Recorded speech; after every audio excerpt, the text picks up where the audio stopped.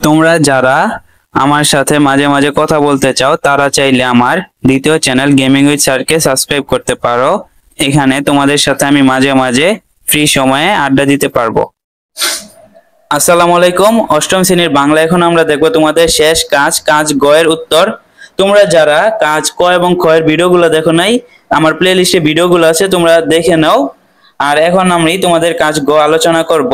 তোমাদের কাজ গ হচ্ছে তোমার লেখা উপরের রচনার ভিত্তিতে এককভাবে নিচের কাজগুলো করো। দেখো, দুটি বাক্যের উদ্দেশ্য, বিদায় উদ্দেশ্যের প্রসারক ও বিদায় প্রসারক চিহ্নিত করো। যে কোনো 10টি শব্দের অভিধানক বর্ণানুক্রমে সাজাও।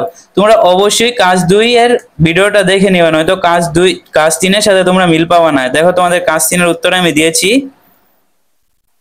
দেখো কাজ 3, এই যে কাজ গ, বাক্য বিশ্লেষণ ও শব্দ সাজানো। দেখো, বাক্য বিশ্লেষণ, বাক্য কি? পাঠাগারে পড়াশোনার জন্য আরামদায়ক আসন এবং টেবিলের ব্যবস্থা রয়েছে। উদ্দেশ্য হচ্ছে পাঠাগার। বিধেয় কি? ব্যবস্থা রয়েছে। আর উদ্দেশ্যের প্রসারক কি? পড়াশোনার জন্য। বিধেয় প্রসারক হচ্ছে আরামদায়ক আসন এবং টেবিলের জন্য। ঠিক আছে।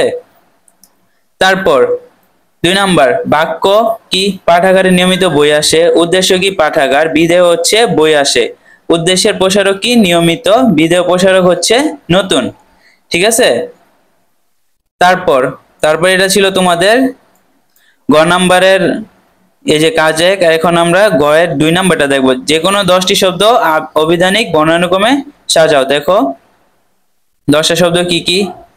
শব্দটির শব্দ অভিধানের বর্ণানুক্রমে সাজানো হলো। 1 নাম্বার হচ্ছে আরামদায়ক, 2 নাম্বার হচ্ছে আসন, 3 নাম্বার হচ্ছে ইতিহাস, 4 নাম্বার হচ্ছে উপকরণ, 5 নাম্বার হচ্ছে কম্পিউটার, 6 নাম্বার হচ্ছে দলগত, 7 নাম্বার হচ্ছে নিয়মিত, 8 নাম্বার হচ্ছে পাঠাগার, 9 নাম্বার হচ্ছে পড়াশোনা, 10 নাম্বার কি? প্রধান।